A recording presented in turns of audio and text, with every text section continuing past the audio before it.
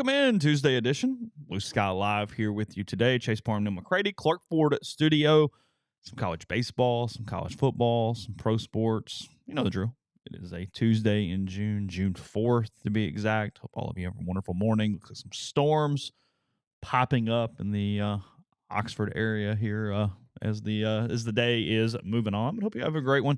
We'll hit all those topics and more coming up as super regionals have arrived at the end of the week for baseball, and we are peak off season with college football still a month and a few weeks away from SEC Media Days, the unofficial start to the football season, before we take another 3.5 week break before the season starts.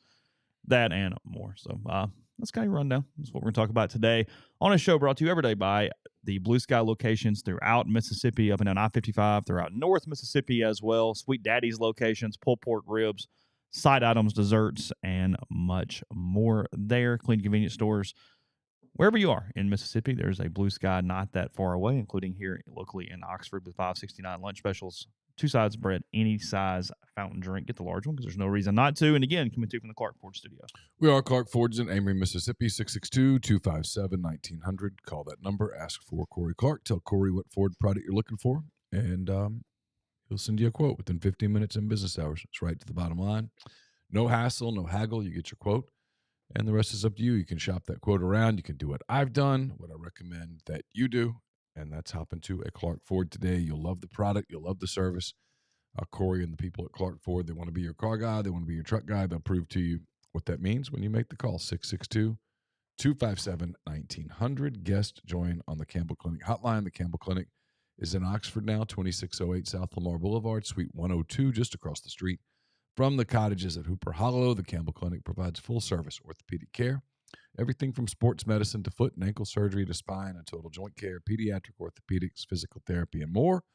To book an appointment, go to campbellclinicoxford.com or call 901-759-3111.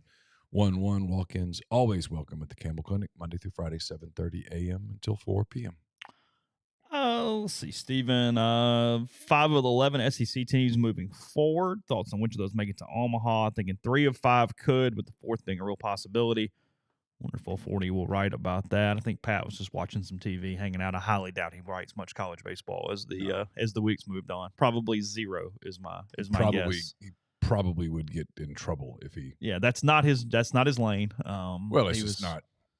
They're paying him to. He was opining. They're paying him to write football. Yes. He was just showing you how much he dislikes the SEC. That was actually. That's all that was. Did Oklahoma win? UConn. The Huskies. Okay. Jim Penders in a super regional 2 out of the last 3 years there with UConn. Yeah, as mentioned, 5 SEC teams, 3 had already made it. 4 had already made it. Georgia, Tennessee, Kentucky, and Texas A&M. And then yesterday, SEC teams going 1-1. Florida knocking off Oklahoma State 4-2, winning 2 in a row to get the Gators back to a super regional after barely squeaking into the field, or so we thought. Well, they did from a win-loss record. They're only 1 game over 500. And then LSU. But they were always talented. Oh, look, if they make a run, I'm not shocked. I mean, it's not like Clemson's looking up all of a sudden and going, "Oh, Florida, good." That's not no freebie. I mean, I think if I was Eric Bakich, I think I would rather play Oklahoma State. No question. I'll deal with them, not Florida, who might get hot on me. They're explosive. Yeah. And then just one hell of a baseball game last night. North Carolina and LSU. North Carolina knocking off the Tigers in 10 innings last night, scoring a run in the night to tie, a run in the 10th to win. Something that typically doesn't happen to LSU is they make the fatal mistake. The LSU center fielder simply lost a fly ball that would have ended the inning, and it kept the game knotted up. Instead, I guess on the lights, I'm not really sure. He just kind of ducked his head, covered up, was worried it was going to hit him in the head.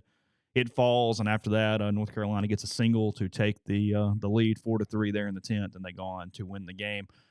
LSU pitched a great game. They had the kid come in, retire a ton in a row, sinker baller who just let North Carolina beat the ball in the ground. But they have to go back to jump in the 10th. And I don't think – I know it's hindsight, but I didn't like the move. Osamacher was throwing pretty well. It just didn't make a lot of sense. And then they let his pitch count get really elevated. And I get the fly ball is what cost them, I understand. But it just – that whole inning did not look right there in the ninth and the 10th for LSU. Achilles heels. They didn't have a ton of pitching depth, and at some point they had to make a decision, and it got them. But look, here's the truth: it's Game 7 of a regional. You got to score more than 3 runs. You got to hit. You got to do more than that if you're LSU offensively. So, look, North Carolina's a good team. It was a really really good day, frankly, of baseball. But I I was kind of laughing a little bit as I was watching last night, and I think this made the thread from a small sample size, but you watch some of these games, and Ole Miss and Black Monday, and I understand the Tennessee Tech thing as far as what that meant at the time, because Ole Miss hadn't had the title; it only been to Omaha once. It was only once of twice they've been a national seed. It felt like everything was building to that day, but Ole Miss doesn't have anywhere near the tortured fan base that like Arkansas does. Like it's not close. I mean, we do this whole Dave Van Horn thing and all these different things, but you know, Arkansas has the ball in the air to win the title in 18. Same year. Falls, we all know the deal. Carson Shaddy and the whole deal. They're the number 1 overall seed in 21. Mm-hmm. Don't get out. North Carolina State wins it, and then, frankly, probably wins the national title maybe if they don't have the COVID thing when they get to Omaha, because they're red hot at that point when they would have faced Mississippi State. And then they're the only SEC team that didn't win their regional that was a host as a national seed this year. They allow Kansas State to go 3-0 in that regional. Yep. You can't be the most tortured fan base if you have a national title in recent years in a sport you care about. Forget where it is, whatever, a sport you care about. Sure. So that rules out a lot. But when you look at it, and I guess that was what was on my mind yesterday, is you got that there. Oklahoma State's lost 3 straight regionals. They've really struggled to kind of take that step and move forward in a lot of ways, even though Josh Holliday's done a phenomenal job when it comes to coaching that program. They put a lot of money into it. It's a beautiful ballpark. It's one of the top parks in the country that's not an SEC stadium. And then the one, and I mean, obviously this has been all over our message board for a multitude of reasons, but East Carolina yesterday morning, they blow a 5-2 lead to allow 4-seed Evansville to win the regional. East Carolina, a place that really cares about college baseball from a money standpoint, to an attendance, to a fan base, to the whole deal. Like they do as much as a mid-major can do in that sport. And yet they've never been to Omaha. They continue to just kind of struggle to get over the hump in a lot of ways. And look, yesterday you should never blow a 3-run lead to a 4-seed like that. That's on you. You were the better team.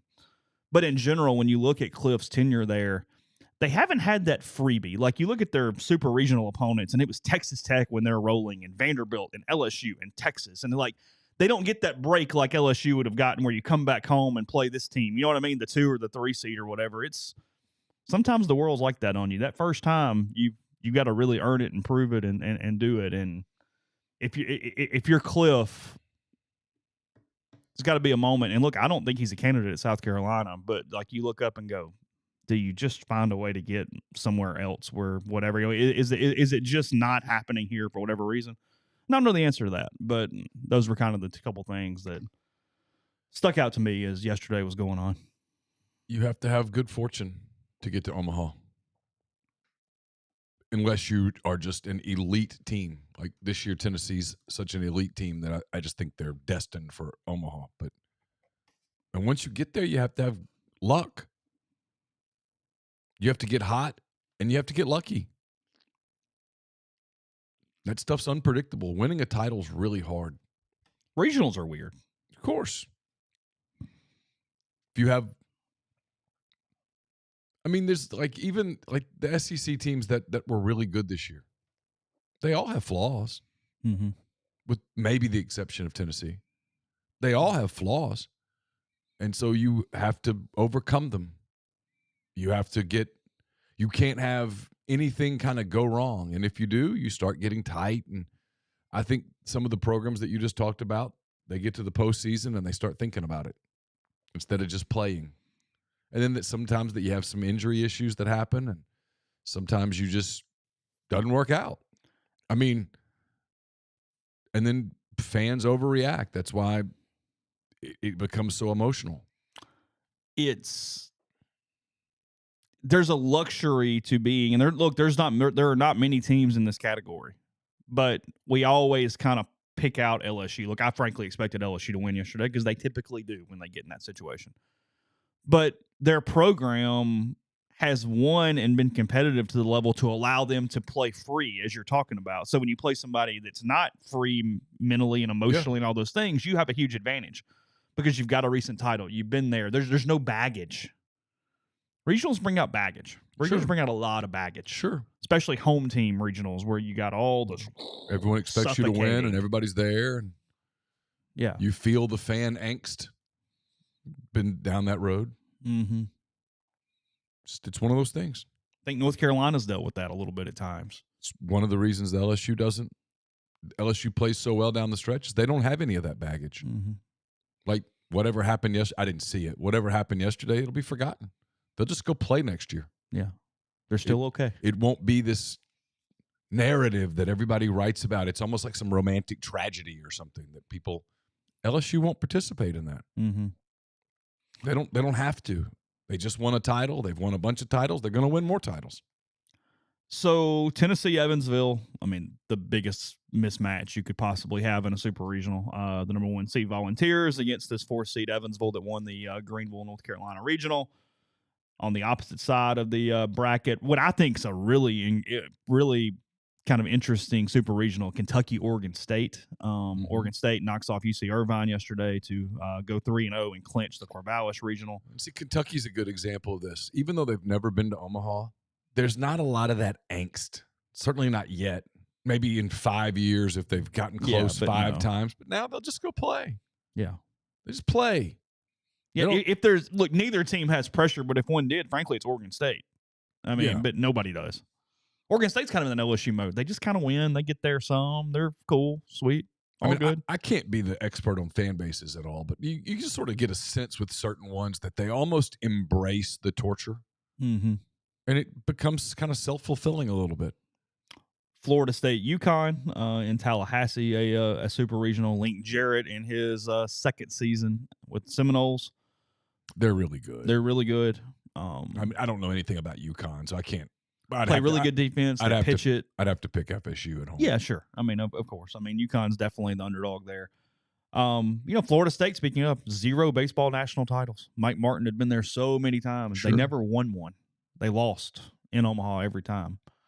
Nobody's holding that against them as a program, but it's to the point. That's all I'm saying. It's hard to win a title. As we said, Georgia, NC State, Florida, and Clemson. O'Sullivan and Bakich were on Leggett's staff at Clemson way back in the day. Tim Corbin was on that staff as well. So you had those 4 guys all together back in Clemson. Virginia, Kansas State. We mentioned that one yesterday. West Virginia, North Carolina. That it will be in Chapel Hill now after North Carolina has won. And then Texas A&M and Oregon. We mentioned that yesterday as well. A little side note on that West Virginia thing. Their coach at the beginning of the season announced this would be his final year and he's retiring. Oh. So a little extra oomph there for the Mountaineers, who have done a nice job in the Big 12. You know, when they joined the conference, everybody kind of thought, hey, baseball's not going to be their thing. That's going to kind of whatever. Instead, they've really elevated after joining the Big 12 and being a better baseball program from that point. It does show you the difference, though, in resources and like how much stuff matters. An SEC team would have just figured it out. West Virginia wins in Tucson. They won the Arizona Regional. And they could only find a charter big enough for their players. They didn't find a way to get the whole team back. So they sent the players back on a charter, and all the coaches and everybody else flew back commercial. They still were not back as of 8:30 last night. Their coach was watching the LSU North Carolina game from the Atlanta airport, trying to get back to Morgantown. Things that do not happen in the SEC for 600, Ken. Probably weren't prepared for that from a budgetary standpoint. They probably weren't going, okay, well, what about, yeah. So, he went, hey, can you just get the players? I want to, like, okay, we'll find a 30-seater. We'll do that. But the whole travel party, nah, good. So they had to fly, I guess, commercial to Pittsburgh? I don't know. That's my guess. So they went Tucson to Atlanta. Probably Atlanta to Pittsburgh, and someone had to come pick them up with a bus. Okay. That's my guess. Okay. Yeah. About 2 hours from Pittsburgh to Morgantown. Is it? Yeah. Okay. You've done that track. I've done that drive a few times. Yeah. So I saw that and I went, whoa, like that's a different world as it's going here. I mean, look, A&M, and I mean, this is a no-brainer. I mean, somebody asking who's most likely to get through. Tennessee, duh. A&M, duh. They're the best 2 teams. I think A&M is better than Kentucky. Yeah. So I give them the two best chances. I give Georgia a better chance than Kentucky. NC State's pretty good. They're sneaky good, but I just something about Oregon State, the way they play defense, they've got the best player on the field. That feels troublesome for the Wildcats. Like, not that Kentucky can't win, but I'm not putting them in the same category as the three others. And then, look, I mean, Florida absolutely can scare the hell out of Clemson or beat them. Sure. They're more talented than Clemson. Sure. Clemson is... Look, Florida can win the whole thing. Yeah. That's how talented they are. Yeah. Now, I don't think they will because they haven't been consistent all season. To suddenly expect them to get consistent is a bit of a reach, but could they get red hot and ride the talent all the way to a championship? Of course. They're that good. They have a hitter in the middle of their lineup that you just can't pitch to. Just can't pitch to him. Mm-hmm. And that's game-changing. Changes everything. Georgia's got a shot to go a long way because he's in the middle of the lineup and you just really can't pitch to him. Yeah, between him and Collins, they've got a really good one too. They can get a lot done there. Yeah. So anytime teams have that, that's a weapon. Tennessee's just kind of explosive all over the place, and then they pitch it really well. So Tennessee could win the whole thing. We've been down this road, Tupelo Reb. He goes, can someone explain why they play a regional with double elimination, then a 3-game series, and another regional, and then set up in the College World Series? We have talked about this. I despise it. A better setup would be 3-game series, 2 out of 3. Yes. One's play the 4s, 2's play the 3s, and then you have a regional final another weekend, and then you play the super regionals. And for the whole grow the game thing, you would grow the game. You'd grow the game because you'd have, instead of 16 hosts, you'd have 32 hosts. Yeah, because all the 2 seeds would get a 3 seed in town. You'd have, and it's more, the way it's set up now, you lose one of your first 2 games, and then you have to win 3 games in 24 hours, basically, which you never have to do the whole year. It's dumb. They do it because of budgetary reasons. They've always, hey, let's get it over with as fast as we can, all this stuff. And it mimics Omaha because you can't do the College World Series in that format. No, except in Omaha, you have time. You don't play on Friday and then turn around on Saturday. And if you lose on Saturday, you don't have to win 3 games on Sunday. Dylan DeLucia and Hunter Elliott won 8 of the 10 games. It was because they never got in the loser's bracket and they had a bunch of time off in Omaha. Yeah. So, but I agree with him. I've always agreed with him. The whole season, you play 3-game series. Everything is determined about 3-game series.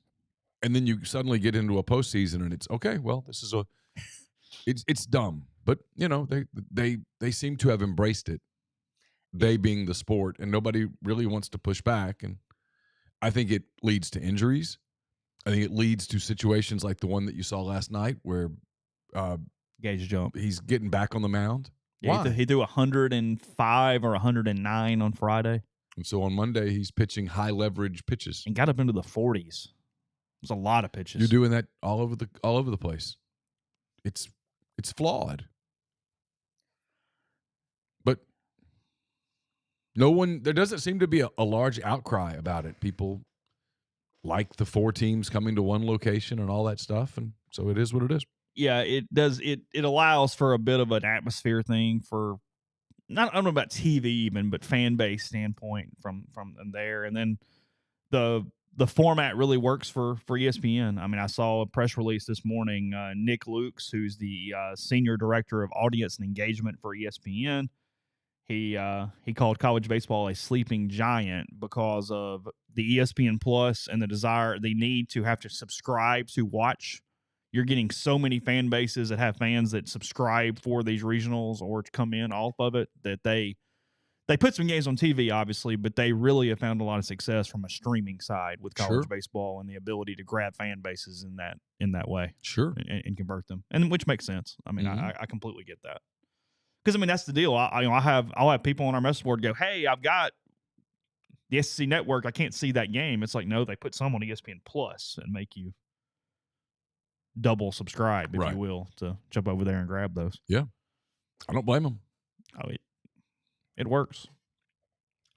Just quickly on the Women's College World Series softball side, Texas already in. They await the winner of Florida and Oklahoma today. Florida knocked off Oklahoma yesterday to force an if necessary game on that side of the bracket. So starting tomorrow, I guess today is Florida, Oklahoma, and then tomorrow we'll start the championship series between the winner and the Longhorns. Oklahoma and Texas, obviously joining the SEC, so softball will get way worse here starting in like a year. Yeah. I mean, good freaking luck to everybody involved there in that. Jesus, I mean, oof. How much softball have you watched? 0. I haven't either. I accidentally turned the Florida-Oklahoma game on yesterday because I was just scrolling through to find the baseball game, and I clicked the wrong Gators logo when I was going to Oklahoma State, Florida baseball. I did not catch any of East Carolina. I just saw the very end of the game and that they lost and was like, oh, God. I mean, I kind of like had this sick feeling in a way. And then I watched all of Florida, Oklahoma State, and LSU, North Carolina. And I gave up on the Huskies and the Sooners in about the 4th inning. Was it a blowout? UConn was up 6-0 when I quit. Okay. Yeah, I don't even know the final score. I know they won, but yeah, I kind of quit at that juncture. I know you hung in there to the end, obviously. But I did not make it. Well, we had Florida, Oklahoma State in here when we were doing McCready and Siskey, so I watched a good bit of that, and then I saw the middle innings of LSU. And for some reason, we didn't even watch the end. Did you see Tommy White let that ball go last night? I'm going to quit after this. No. So North Carolina, I've got some football guys. I'm trying to think the exact situation. I guess it's in the 9th. LSU's up 1. North Carolina gets the leadoff runner on. Next guy's North Carolina's a big bunting team. They like bunting the guys over. He is bunting with 2 strikes, and he bunts it right down the third base line. Tommy White decides to let it go. If he doesn't, I mean, he could have picked it up and thrown him out, but instead he lets it go. If it's fair, 2 on, nobody out, North Carolina cooking.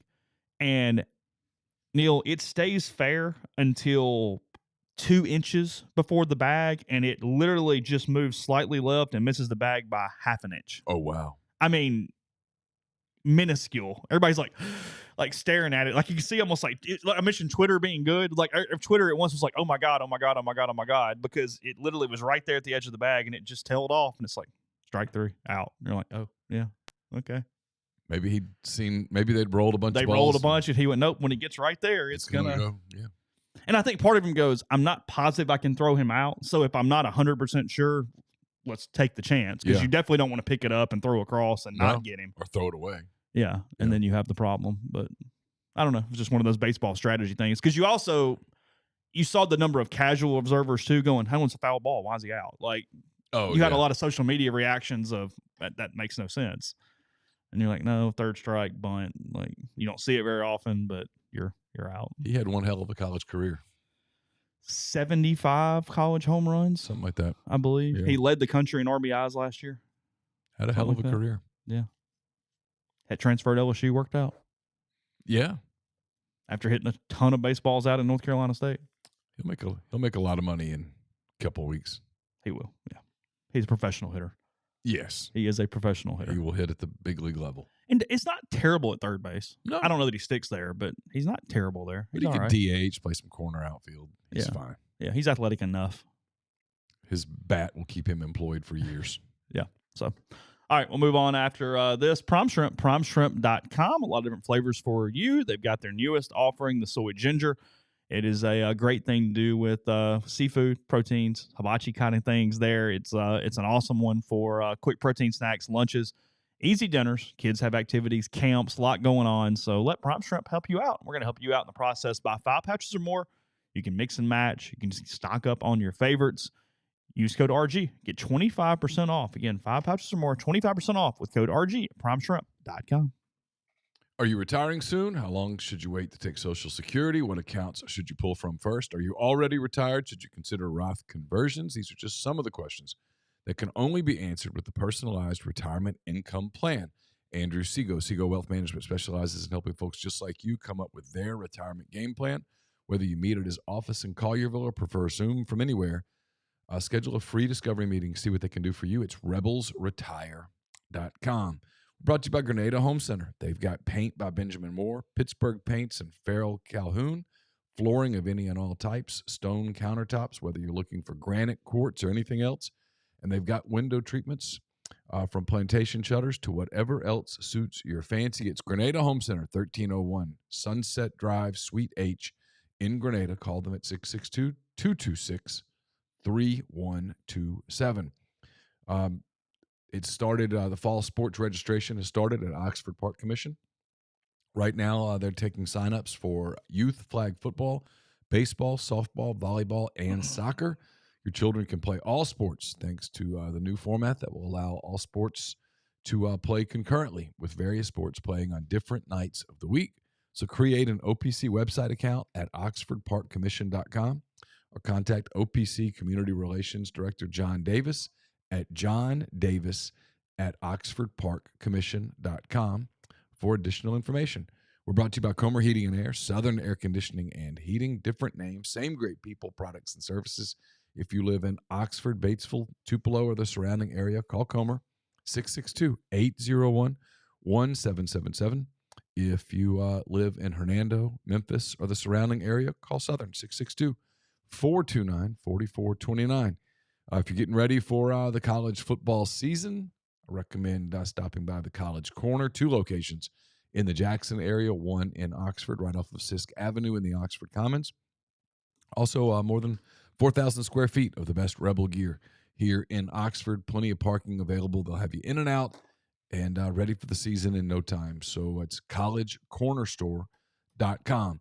And we're brought to you by Argent Wealth. When you work with Argent Wealth's 401k advisory services, you gain a valuable advisory team and time-saving resource that will help you develop and maintain a solid strategy for your retirement plan.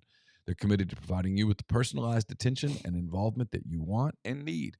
Their goal is to help you manage your 401k plan properly and ultimately improve your employees' retirement readiness. To learn more, go to myargentwealth.com. Did you see Brian Harsin is frustrated? You were telling me about that before we got started. Yeah, I guess he's currently unemployed, I guess. That is the way I'm interpreting. I don't know why I thought he was back at Boise. That kind of makes sense if you don't really think about it, doesn't it? Like it's I must have dreamt that, which is frightening. Well, I mean, it's sort of, I kind of get it. Now, their head coach is Spencer Danielson, which had you given me a second, I think I might have remembered that. I'd have needed more than a second. Would you? Yeah, I'd have needed a lot of seconds. How many of the 134 coaches could you name?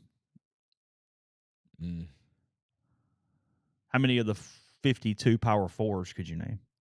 Probably 85%. Yeah, maybe 75 to 85%. Yeah. Well, because you're 14 or 16 for 16 off the top. Yeah, I'm gonna get the SEC. I'll get the most of the majority of the Big Ten. Yeah. And then after that, it's going to get a little. It gets a little dicey, doesn't it? Get a little dicey. It does. So yeah, Spencer I'm not a junkie. I mean, I follow the SEC and I watch the SEC teams, but after that, I watch the Big Ten. Then after that, it's pretty dicey. So Harsin, because he has a lot of free time, got a little cash in his pocket. And he's I very guess, sensitive. That was part of his issue on the plains. Yeah, he's very sensitive. Yeah, he you can tell he was at Boise for a while. He wants to be. He had a friendly place, easy to win there relative to other places. Should have stayed. There are lessons. There are lessons. We're about to see part 2 of that at the same location. Yep. So, Athlon, as they do every year, we talked about them last week on the show. They do the anonymous coach. Jeffrey and I talked about it last week while you were gone. The anonymous coach quotes in Athlon every year. It's probably the one interesting thing from Athlon, no offense to Athlon, because the portal makes the rest of the magazine completely invalid in most ways. Obsolete in some ways, yeah. So SEC Michael Bratton put out the quotes on Athlon. He did a graphic talking about every team, and then because it basically gave him podcast fodder, then he spent episodes talking about all of them. Yeah. Off-season 101 here for you. Speaking of Devils and whatnot. The one that got the ire up, there's a couple here. I mean, they're all about Freeze because I know you're shocked by that. So I'll interrupt to say this about Harsin. As you listen to this, understand that Harsin is very obsessed with being treated fairly. He's very obsessed with accuracy and fairness. Oh, really? Yes. That's a big deal. Yes. Okay. And I get it, but you're never going to get that at Auburn. So we talk about Freeze being the play caller at first, okay? Then they go down, talk about quarterbacks, blah, blah, blah. And then the one that got the ire up. They aren't close to the top end of the league, but they are absolutely better than the Brian Harsin rosters at offensive line and receivers, and probably defensive line too. That was it. Freeze has improved several positional units, which is true. I mean, that was not inflammatory in any way. That's not been proven yet. No, but it's fodder. Like, it's fine. Right. It's an analyst opinion. But here's Brian pushing back, going, "You can't prove that." So Brian comes back. He quote tweets SEC Mike, which only did SEC Mike a favor, but thanks. Yes. Mike is seeing that he is Twitter verified and goes, all the mentions, please, start the up. war right here in front of me. Yep. Behold. Coaches do not make these kind of comments. They focus on their programs and their problems only. If a coach wants to make a statement about another program, he will not behind anonymous. He will say it publicly and with authority. Brian Harsin, ladies and gentlemen, is arguing that coaches don't gossip. Holy hell. Dude. Maybe no group gossips more than coaches. So the two people that we're very familiar with here. Literally, I've raised 2 teenage girls and have worked in college sports, and there's no doubt in my mind which group gossips more: teenage girls, it is coaches, or college coaches. So, frankly, it's not even close. So then, our friend Stephen Godfrey quote tweets Harsin because he's the one that put this together for Athlon, so he's very aware of what was or was not. Okay, and he lists 4 things. It's number 1, I was in charge of the scouting report, which was a combo of multiple sources in the league. 2, coaches have been gossiping about each other for as long as I've been doing this. Yes. Number 3, I'm the last person on God's earth to do Hugh Freeze a favor. True. Fair. More than fair. And number 4, they cooked you, Hars. Those were his responses. And then Andy Staples comes in below it and says, coaches absolutely, in all caps, make these kinds of comments all the time. They gossip like middle schoolers. Also, searching one's name on Twitter only leads to pain. Also true. Because Harsin was not mentioned in this. He found it.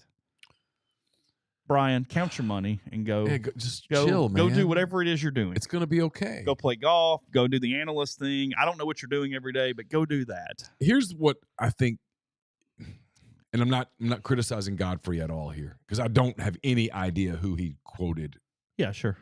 I do wonder if we're talking to assistants, analyst type people. I think he's even admitted it. Okay. At least assistants. Because I don't think this is all head coaches talking. Sure. Like the one about Ole Miss, there were some people going, I wonder who that was. And I was like, it wasn't any of the people you're guessing, is my guess.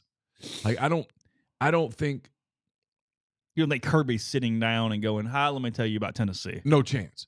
Yeah. Any more than I think Josh Heupel was sitting down let me give you my thoughts on Ole Miss. Are there people on staffs that probably would? Sure.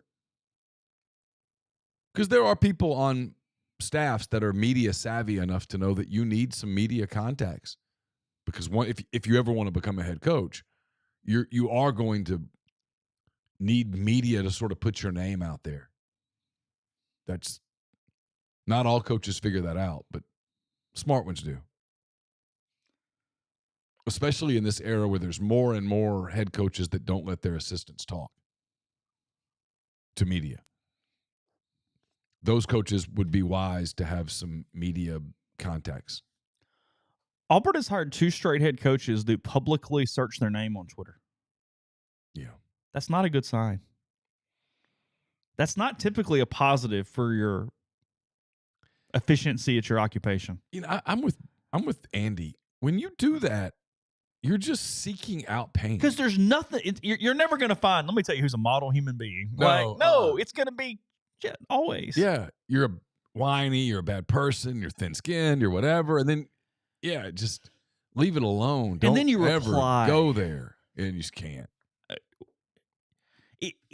It's the meme where it's like, hold on a minute, I'm busy arguing with somebody on the internet. Like, whose mind are you changing? Yeah. No. You're not going to win. Nope. It's a lot like it's like coaches and athletic directors when they're out in public and look, they make a lot of money, they handle decisions. This is not whatever. But, when the fan comes up and it's like, I tell you, I just don't like that decision. It's like, it's not like the coach goes, well, hold on a minute. Let me really break it down for you and explain why. Let me get the iPad out. Well, here's why I did this, Paul. I know one that does it. Fair. Okay. But you know what I mean? Like, you just go, I'm sorry. Yeah, we're going to work on it. You don't go, hold on. I got to justify this. Yeah. I didn't tell anybody but the linebacker. He blah, blah, blah. Like, no, you're not doing that. I mean, it just doesn't. You're not making sure Rebel Boner 12 on Rebel Grove understands the situation at the time. Like, it's not how that works. So it shouldn't be. Yeah. Well, but fair. No exceptions.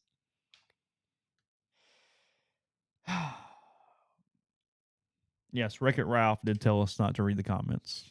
Learning from Disney movies. It's very true, Rob. I just saw it and went, it's too perfect. It sort of shows you why it didn't work. 100%. Yeah. He went into a place that was way too much of a pressure cooker for his mentality. He couldn't handle it. It's because he's probably more sensitive than Freeze. Freeze has at least been in the SEC before. He has an understanding, at least. I get Auburn's different than Ole Miss, but you know what I mean. Yeah. It's Harsin came in just wide-eyed. Woo. Because Harsin came in and went, oh, they're not going to treat me like that. I'm going to change them. Yeah, okay. Yeah, no. I mean, it's a lot like the Auburn people who went, oh, they're going to hire Lane, and Lane's going to lead the pancake breakfast. He's going to invite us over for dinner.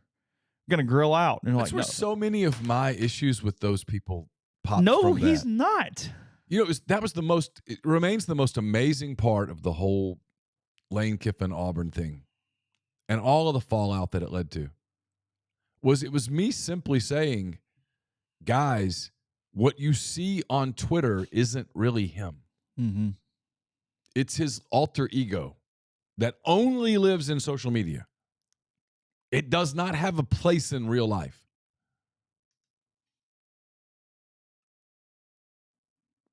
Look at Destin, for example. When people came up to Lane, are you now the voice in the room? He's like, oh, no. That's Kirby. He's deferential in real life. He's an introvert. He was never, ever, ever going to he was never going to do all the goofy stuff that fan base wanted. He was never going to do it. And so when you told people, hey, he won't do that stuff. Oh, well, he will here.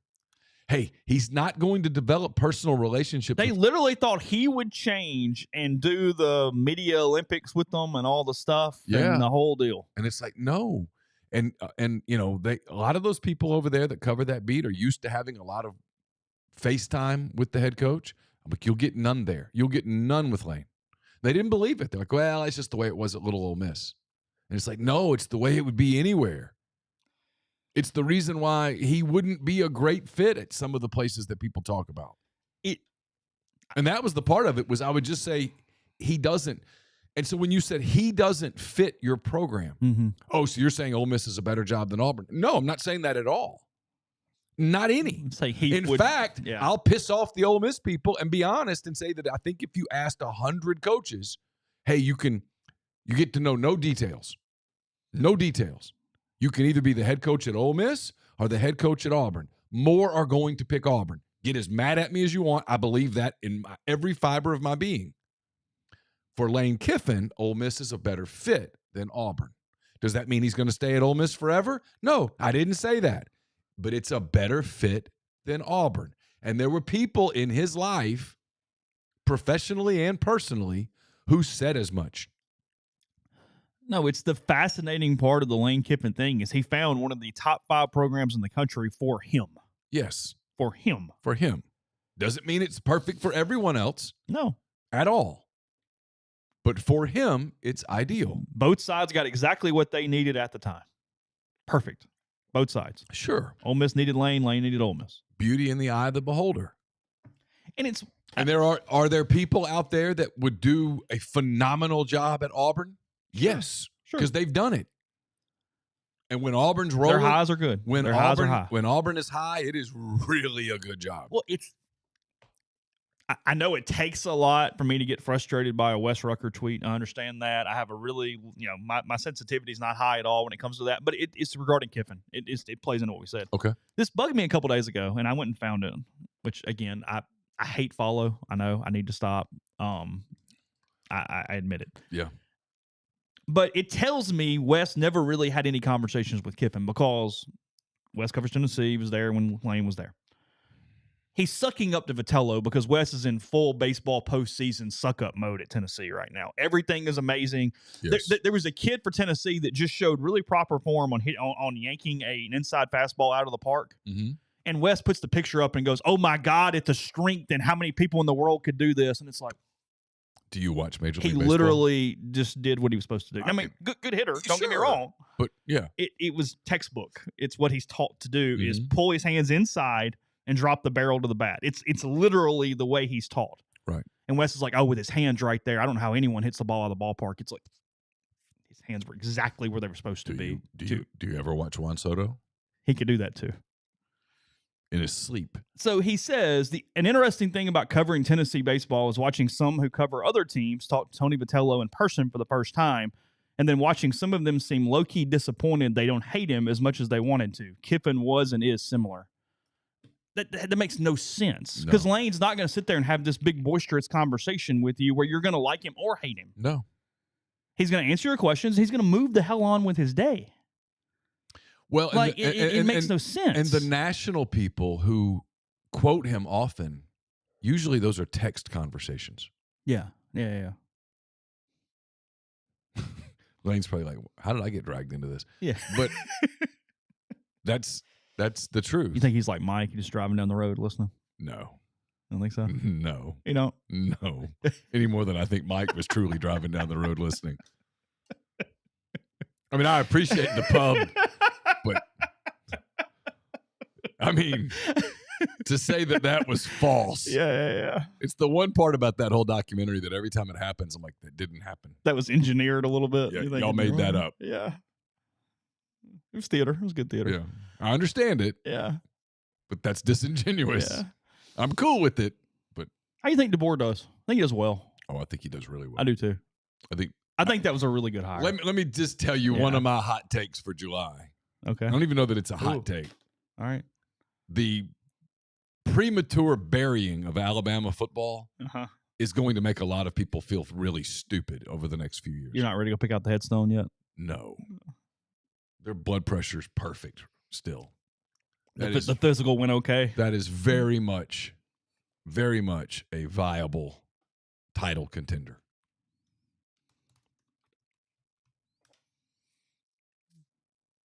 They'll figure it out. Their demise has been prematurely. He's a really good coaching staff. It is. No, I think DeBoer's going to handle it well. I think he's fine. Saban going to be too involved? No, because weird. He's going to be weird, but in the season, he's going to be with the game day thing. So he's going to be wherever Alabama. On Thursday.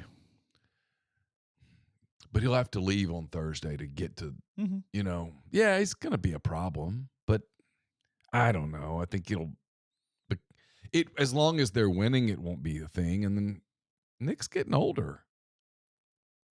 He is.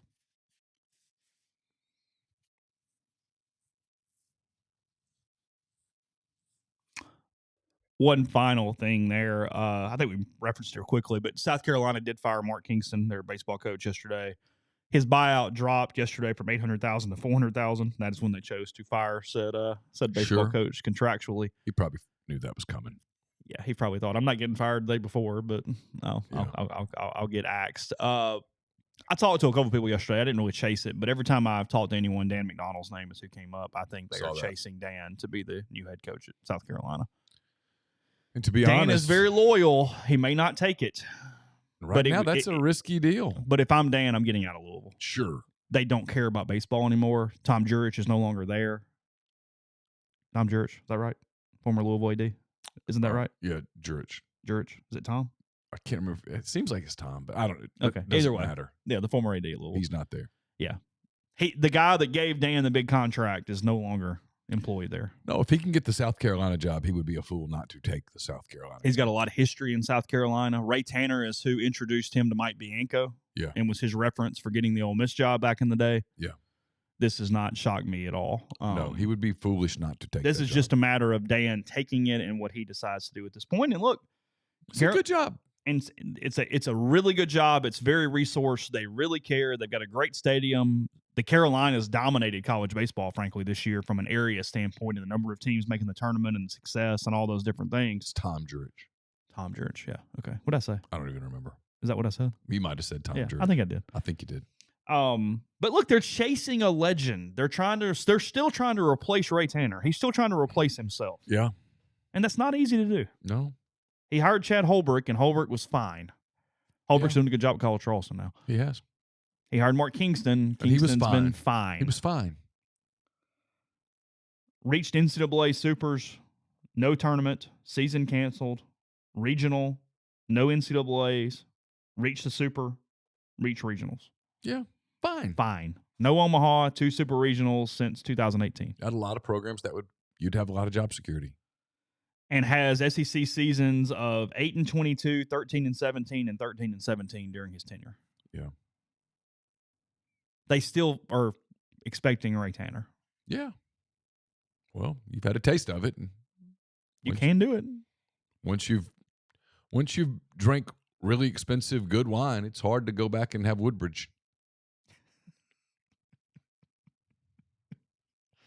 So you just keep chasing it and keep chasing it. Yeah. And keep chasing it. And I mean, it is what it is at that point. I don't know. I mean, I don't think I knew. I'm just reading their article. It's from the State, I guess. So I did not know that Bobby Richardson ended up becoming South Carolina's baseball coach, like the former Yankees second baseman. Oh, did you? No. Yeah, their last 5 baseball coaches, reading from the story, goes back to Bobby Richardson from 1970 to 1976. Oh. He went 220, 91, and 2 after he finished up with the Yankees. How about that? I didn't know that. No. He has the second highest winning percentage of the last 5, obviously behind Ray Tanner, who was the coach from 97 to 2012 at that point. Has Tanner been out that long? Well, he won it in 10, won it in 11, finished second in 12, and retired. How about that? So he had 2 titles and a second in 3 seasons. Pretty strong 3-year run right there. Pretty good run. Yeah. Like, if we talk about this, it's so hard to do, and you do that over 3 years. God. Peace. Bye. They were really good. Those were talented teams. I mean, I was talking when I was doing my book, I talked to Travis Haney, who did the 2 Carolina books back then, and he was laughing and said that had they won the third, he wouldn't have even done one because, like, the excitement on the first one was all like Ole Miss. Like, they hadn't won, and this was this huge deal. And he goes, then the second one's kind of like, okay, fine, but just did it. And he goes, so it went way down on sales and whatever. And he's like, by the third one, you're going, no one cares, like, in a way. Like, crazy. Now, you already know the players and the team. And now they miss those days. Yeah. Yeah, they lost to Arizona in the final. So, but it's a good job. It's a good job. I mean, it's a solid. I have it kind of in that category with State, Vanderbilt, and Ole Miss. Yeah. I think if you made me itemize the league, I would put those 4 teams in a tier together. I think so. Very capable, but got to be efficient. Got to be good. You're not a guarantee. Got to have some help. Yeah. Got to work out. Mm-hmm. Less margin for error. Yeah. So that's where it's at. But all right, moving on in a second. First, G&M Pharmacy, 662-236-2222. They deliver locally in the Oxford area. They offer medicine. Free prescriptions the same day each month. Take care of you. They also make it easy to transfer your medications over to G&M or Tyson Drugs. You make one phone call. They take care of the rest. They do everything else for you to handle it and make them your community pharmacy of choice. Doesn't matter what you're doing. Let them help you out. Again, that is 662-236-2222. We're also brought to you by John Edwards, Regency Travel Incorporated in Memphis. Get in touch with John if you're trying to plan a special trip that will create a lifetime of unique memories. Give him some parameters, give him a budget, give him some options, and then sit back and let him come up with some things for you. You're going to have a hard time finding those on your own. 901-494-3387 or J. Edwards at regencytravel.net. Oxford's newest Greek restaurant on the square. Opa is the perfect place to plan your company dinner, your festive party event. If you're already thinking about a Christmas party, Opa can accommodate up to 200 guests, fabulous food, great craft libations as well. For catering or booking information, contact Jeannie, 601-421-7147. We're brought to you by Service Specialist Staffing and Recruiting Agency. We told you yesterday about if you're looking for a job, if your company is looking to hire quality, hard-to-find talent, Service Specialists can help. Keep in mind that payment of service is solely contingent on if you decide to hire a candidate that they send. So you got nothing to lose. Give Will, Sydney, or Kelsey a call, 601-573-9242, or check out their new and improved website, servicespecialistltd.com.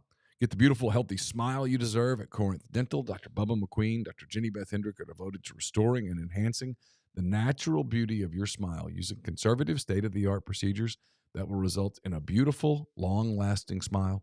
From routine checkups to advanced treatment, including implants and Invisalign, Corinth Dental is here to help you achieve your smile goals. Schedule your appointment today. Take the first step toward a better version of yourself. It's corinthdental.com. Are you a displaced corporate executive wanting to put your career in your own hands? Are you an experienced entrepreneur looking to diversify? Either way, Andy Ludicky can help. He owns multiple franchises and businesses. He uses his expertise to help others find their American dream through a very thorough and free consultation process. So call Andy. Put your life and your career in your own hands. It's 100% free. You've got nothing to lose. Find your perfect franchise at myperfectfranchise.net or call Andy, 404-973-9901. Are you interested in Clipped that's coming out and debuting today? Yeah, I'm probably not enough to like go stream it today, but yeah, I'm interested in it. I'll put it on the list. It's a mini series. It's going to be 6 episodes. It is debuting on Hulu, I believe. Today is where that is coming out. It's obviously about the Donald Sterling Los Angeles Clippers. Yeah. It is technically based on the ESPN 30 for 30 podcast, The Sterling Affairs, is what they are source materialing out of at that point. So, who plays Doc Rivers? Lawrence Fishburne. Okay. So yeah, not nothing. Ed O'Neill playing Donald Sterling. I can see that. Can you? Yeah. Why you say that? I don't know. Just kind of. What about Ed makes him into a flaming gruff? Okay. You know, pull that. He can off. play that character. Yeah. Yeah. I'm not saying he is that. I'm just saying I can see him playing that.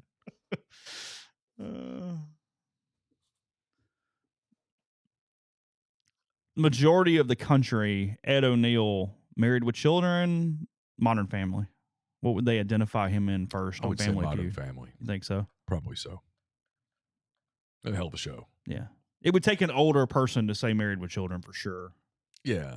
That's been not it's in But I mean he was typecast though for a long time. He was Al Bundy. That was it. He was really good as Al Bundy. Oh God. He was terrific. I think so though. Modern Family, right? I think so. Yeah. Damn good show.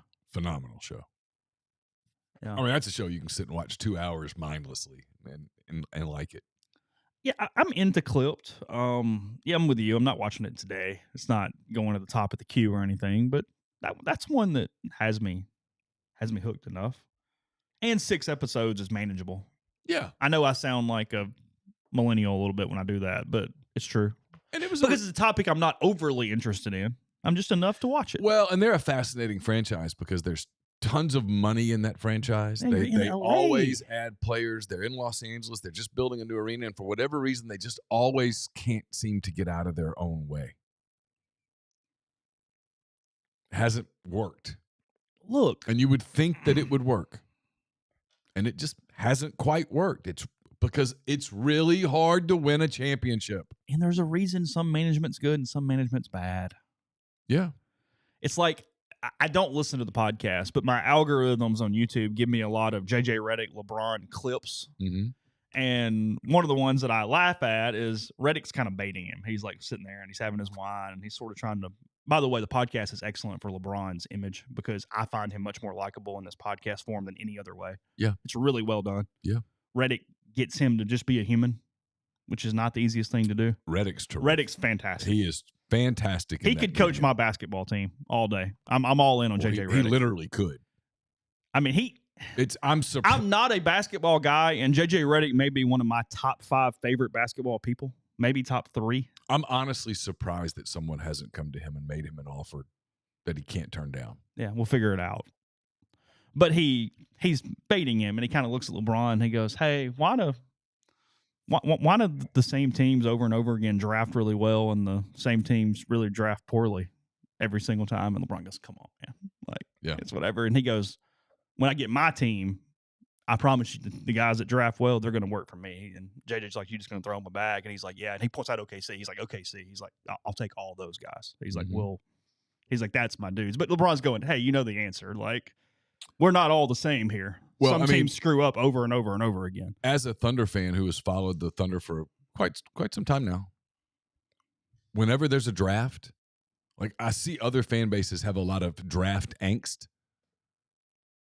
My general thought, like there was a mock draft that I follow that came out this morning. I don't even really pay much attention to it. I'm just like, I trust Presty. Whoever they take, it's going to work. Like it'll be fine. Well, they've developed that thought of, forever. Was it Fleming that was with the Tampa Rays? And like when he wanted to trade somebody, you went, "No, I don't know. Yeah. If you're wanting to get rid of him, I don't want him. I don't know what you know, but I'm cool. No, Well, thanks." it was like there was a lot of talk about the Gordon Hayward trade that obviously didn't work out from a basketball standpoint. And Presty's 2.5 hour postseason press conference. 2.5 hours? 2.5 hours. Really? Yeah, he'll sit there for as long as you have questions. 2.5 hours. 2.5 hours. And in it, he goes, "Yeah, it didn't really work out. Probably learned something from it."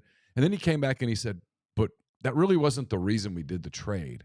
We did the trade because," and he explains the financial, it opened up a lot of cap space. It turned into this. Yeah, we're going to be able to have a lot of optionality and blah, blah, blah. And, just like, hey, quit questioning the guy that has taken. He had the first iteration, then sort of did a transition where they were competitive, did a transition where they weren't. And then now, and then did the thing where like he took out a thing in the Oklahoma City newspaper and explained, "Hey, we're going to be bad for a while. This is what we're doing." Explained it, and then here they are, very much in contention window. Doesn't mean you'll win a title, but they're going to contend, and they're one of the very few teams that has the ability to go all in or just kind of keep the powder dry. I don't see any way that any 3 get in, but 3 Ole Miss related people are on the ballot for the College Football Hall of Fame coming up this year. It's gained publicity this week because Nick Saban and Urban Meyer are on the ballot. Both those I like coaches chances. are on the coach side. Yeah, I think you don't think it's like the baseball writers are going to make Nick wait a few years before they throw him in? I hope not. No. No. We're going to make sure we go get Larry Blakeney at Troy real quick and get him in first. And then, Nick, we'll get back around to you. You got to pay your dues. Yeah, no. That's what you got to do. Yeah, he's first ballot. So who are the Ole Miss people? Terrence Metcalf, Michael Orr, and Tommy Tuberville. Senator Tuberville is on the list. Why? Neal. A player has to be a first-team All-American to even be a possibility. That's the one requirement of the player side. On the coach side, I don't know what the requirements are. Terrence was absolutely an elite offensive lineman for a long time. Long NFL career.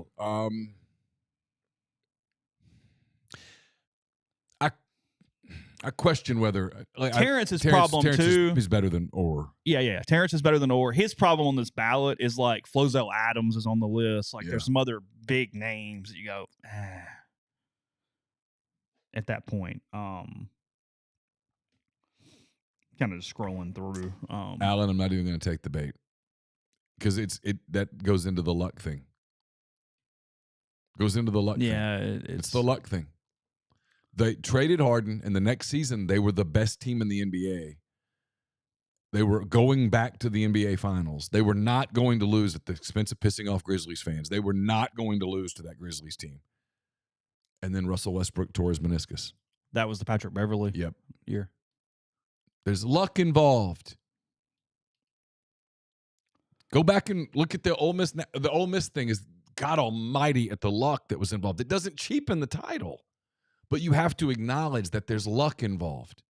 The Dave Van Horn thing. Yeah. The ball's in the air. Literally nothing else Dave could have done. He didn't do anything. If that ball gets caught, I know everybody does the jokes and stuff, and I'm just not really that person, so I don't do it. All that stuff kind of that whatever to me. If that ball gets caught, people talk about him completely differently. Well, how absurd is that? Mm-hmm. It's absurd. Yeah, he does nothing different. It's absurd. If Westbrook doesn't get hurt, they go back to the finals and they probably win it. The trade made them better. Harden wasn't going to stay 5 years. He wasn't wired that way. Oklahoma City didn't have enough strip clubs. It's reality. They performed very poorly in the 2012 NBA Finals because James Harden couldn't leave South Beach at night. Everybody else took a pay cut to stay together. He wouldn't. They moved him. You can argue that they made the wrong trade, that they should have traded him a year earlier, and they would have had Bradley Beal with I think the 4th pick in the draft. Oh, really? You could make that argument, but it takes 2 to make a trade. Luck is involved in sports. If Boston doesn't win the title this year, they will go, what would we have been if Porzingis had been completely healthy? It's more than fair. Mm-hmm. But that's sports.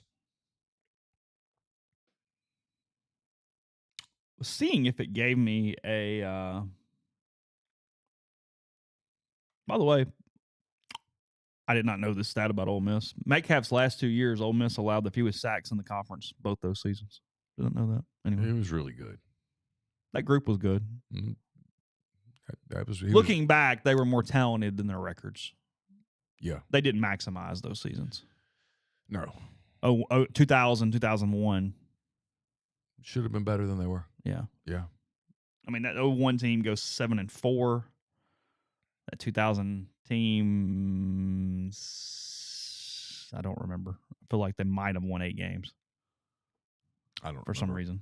Deuces last year. I remember the West Virginia bowl loss. I remember coming over here covering Auburn, and in 01. Auburn beat Ole Miss here and had no business beating Ole Miss here. That was the McAllister ran a punt back for a touchdown. Oh, 2000 then. Okay. Yeah, 01 was over there in Auburn, sorry. Yeah. Cuz 02 was 01 was the year Eli played. Yes. Cuz 02 was the year that the Giant scout was here watching Eli, right? Yeah. Arnie Accorsi. Yeah. And Auburn was better than Ole Miss that year. Yeah. And Auburn won. Yeah. Almost didn't. No, that's what it said. But the big play there was Eli had a lane to run in on that last drive and would either won or tied. I don't remember the score, but and they had a big drop, right? Didn't Freifogel or someone drop a pass? I don't remember. Yeah, it gives no. That was the year, it was 2002, to prove to you that Accorsi wasn't the only person that saw it. After that game, Gene Chizik was the defensive coordinator at Auburn at the time, and I remember talking to Chizik. It's either at the game or the day after back in Auburn. And he said that he thought Eli was better than Peyton. Oh, really? Yeah. Yeah, I don't know the reasonings behind the coach candidates on the Hall of Fame. There are, 10 coaches that are on the list. It's Tuberville, Saban, Darryl Rogers, Urban Meyer, Ralph Friedgen, longtime Maryland coach, Larry Coker. Jim Carlin, West Virginia, Texas Tech, South Carolina, Pete Cawthon, I don't know, and then Larry Blakeney, as I mentioned, was at Troy from 91 to 2014. He's the all-time winningest coach in Sun Belt Conference history for him, 4-time Conference Coach of the Year. So, kind of took Troy from FCS to FBS there in their movement up. Did you see this about the Padres infielder facing a potential lifetime ban for betting on baseball? Yeah, their shortstop. Yeah. Boy, that's more prevalent than people. Oh, it's everywhere. It's the big catching it is the problem. It's not the big college scandal that I keep waiting on. Because it's there. It's there. You just got to find right it. there. Yeah. finding it is the catch. Yeah. So, all right. We'll come back in a second. I'll tell you about Northeast Spark, NESPARC. Service people across rural communities. A couple packages, the Ignite, the 100 Mbps, or the Blaze. It's their fastest option, the 1 gig option available. Your hometown team bringing you world-class broadband. That's nespark.com, 662-238-3159. Phone service, print controls, network security, a wireless mesh extender, and much more. So get us internet in Lafayette County. That's nespark.com or 662-238-3159. Southern Traditions Farm is a 68-acre, 32-stall upscale equestrian training and boarding facility in Canton, Mississippi. 2 sand rings, a grass ring, miles of wooded trails. So much offered there, from beginner horseback riding lessons to advanced to being able to compete in nationally recognized competitions. It's also a terrific venue for corporate outings, events, that type of thing. So get in touch with them at Southern Traditions Farm on both Facebook and Instagram. I'll have a mailbag to you tomorrow. It's brought to you by Art Hayes, Sotheby's International Realty. Are you thinking of making a move? Put the power of Sotheby's International Realty to work for you as a licensed agent with Sotheby's and a supporter of all things Ole Miss. Art can help you buy or sell in your hometown or anywhere in the world at no charge to you. Seriously. So call and ask Art how. 612-805-5929 or email Art at arthur.hayes@lakesmn.com. So I think I mentioned at the open, and I guess we know this. I mean, obviously, Ole Miss gets a bit of a break on a scheduling standpoint in the Old East. They don't play, other than Georgia, obviously, some of the better teams. They avoid Tennessee and whatnot. But when you look at the SEC strength of schedules for 2024, this is all based off ESPN FPI because that's all we have to go on at this point. So it is what it is. Yeah. Ole Miss 22nd nationally in strength of schedule. But for the SEC, that's pretty low. That's a very manageable schedule because you've got Florida at number 1, the hardest schedule in the country because we know that last 5 is, brutal. I mean, ridiculous. Brutal. Mississippi State at number 2, which is why they're more than thrilled to go 6-6 with that schedule. Georgia number 3, Kentucky number 4, Auburn number 5, Alabama number 6, Oklahoma number 7, Tennessee number 8, Texas number 10, Vanderbilt number 14, God bless them, South Carolina number 17, Texas A&M number 20, Arkansas 21, Ole Miss 22, LSU 23. SEC teams in the top 25 of schedule strength. I've said it all along, and as the season gets closer, it'll be a big talking point. For Ole Miss, in a year where you're a national title contender, I don't think you could realistically ask for a better schedule. Sure, maybe you could wish that you could drop Georgia and replace them with Vanderbilt. But that's illogical, though. But realistically, this is about as good as you could have hoped. No, Missouri and Ole Miss have the 2 schedules where you go, wow. Yeah, because if you're Ole Miss, let's go through this. You don't play Texas. You don't play Missouri. You don't play Alabama. And you don't play Tennessee. And you don't play Tennessee. Those are 4 playoff contenders that you avoided. Your road schedule is at Mississippi State's game you should win. At Arkansas, it's a game you should win. At Carolina. At Carolina is a game you should win. And at LSU. No, is Mississippi State here? Mississippi State's here. Okay. So it's at Florida. That's correct. It's games you should win. You don't have a trip to Tuscaloosa or Austin or something. You have one, on paper, one challenging road trip. That's it. The 2 of your 3 hardest games, you get them at home. Georgia, Oklahoma. You, on paper, should go 10-2. The most winnable game of the 3 big ones is Oklahoma at home. At LSU, Oklahoma at home, Georgia at home. Yeah. What's the most likely slip up on one of those other road games? I mean, look. We can't say this about, hey, Oklahoma and Texas, you guys, man, you're going to find out how hard it is because you got to go to places. No, I mean, look, for Ole Miss, I mean, those 3 trips to South Carolina, Arkansas and Florida, I think I have them in the right order. Those are all potential landmines. Those teams don't have to be better than you. They have to be better than you for 3 hours. Yeah, and a little luckier than you for 3 hours. And that happens. Weather, goofy stuff. I don't know. Sprained ankles. Yeah, I mean, I've covered this league too long to go, oh, those are sure things. It's why some of the people who do what we do and the hype, they never even acknowledge the downside to the hype. No, Yeah, it's always why Ole Miss will win, never why Ole Miss will lose. Yes. Welcome to my podcast, Why Ole Miss Will Win This Game. Okay, well, what about if they lose the game?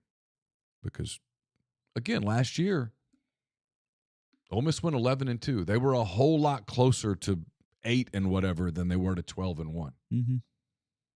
It happens.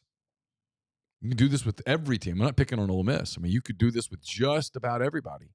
Like, I think there's a lot of people with Georgia that are like, oh, they're going to go undefeated. That's a really hard schedule they play.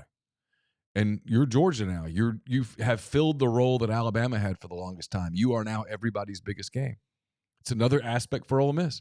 When Ole Miss goes to South Carolina this year, it's a damn big game there. It's a damn big game there. It's an opportunity for them to make a national statement. Yeah, you're now one of those teams. You're not hiding in the bushes anymore. You're out front.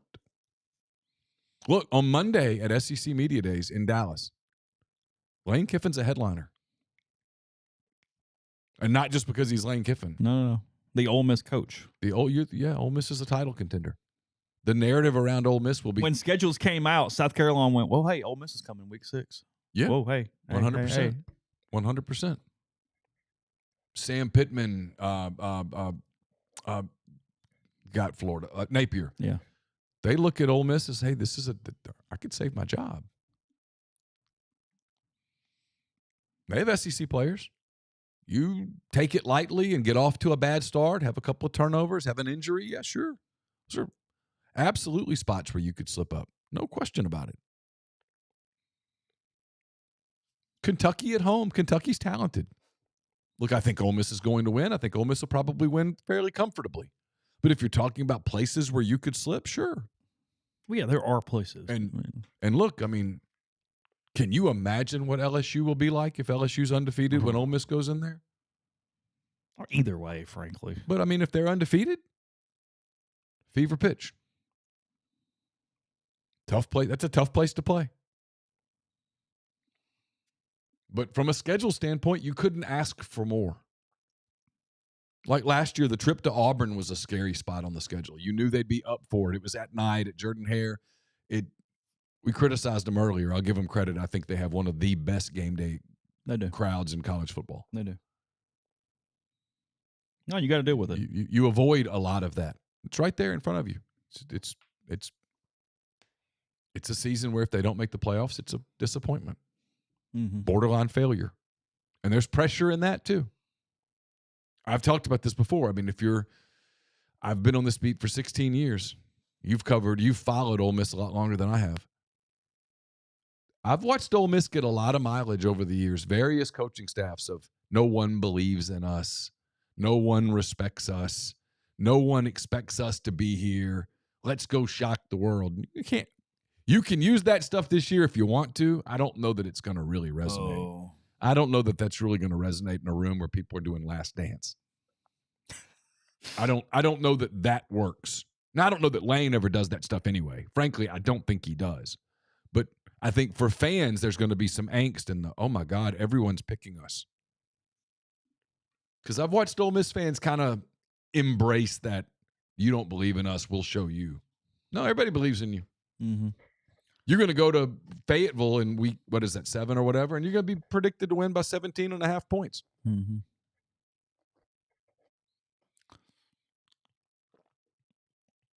Last thing here. We didn't talk a ton of basketball. Might do it tomorrow. We'll have time. Ole Miss in ESPN's following draft deadline, top 25 comes in at 22. Yeah, Goodman had him at 14, and I just didn't. I'm that like, feels and high. I talked to people that are kind of bullish on Ole Miss, and they were like, that's a lot. They got a lot of scorers. They got a lot of guys who've put up a lot of points in the past. I still think their roster is lacking two things: a 5 and a wing who can create off the bounce. Yes. Somebody has some wiggle. Somebody who can get to the free throw line. Matthew Morrell's decision to withdraw from the NBA draft and return to Oxford for another season gives Chris Beard one of the most talented and experienced rotations in the SEC. 3 starters are back from this past season, and the Rebels went out and landed 5 transfers who averaged double figures last season, including high major guards Dre Davis and Sean Padula. The key could be whether Ole Miss can defend like vintage Beard teams and not like it did last season. They are putting a projected starting lineup out of Padula, Morrell, Davis, Brakefield, and Malik Dia is what they would have as a 5. Get a 5. If you need a 5, you could move Brakefield to kind of a 6th man microwave, which is where he would be best served. You need, I don't like their post depth at this point. They're not finished. And again, I just wouldn't mind another scorer who can, with some size. But look, if you're going to be deep somewhere, be deep at guard. The SEC is incredibly good at college basketball. And that's the other part, right? And I wrote about this in 10 Thoughts yesterday. Is as of this moment, I think Alabama's better, Kentucky's better, Florida's better, Tennessee's better, Auburn's better. And then you can get into arguments about, frankly, a bunch of teams. Texas, Arkansas, A&M. A&M. A&M's good. It's a really good league. Oklahoma's good.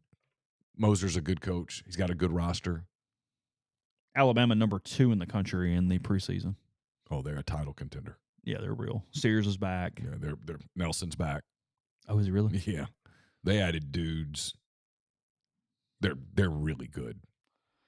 UConn 3, Houston 4, Gonzaga 5, Baylor 6, Iowa State 7, Duke 8, Arizona 9, North Carolina 10, Auburn 11, A&M 12, Tennessee 13, Creighton 14, Purdue 15, Arkansas 16, Marquette 17, Indiana 18, Cincinnati 19, Florida 20, UCLA 21, Ole Miss 22, Texas Tech 23, Xavier 24, and Rutgers 25.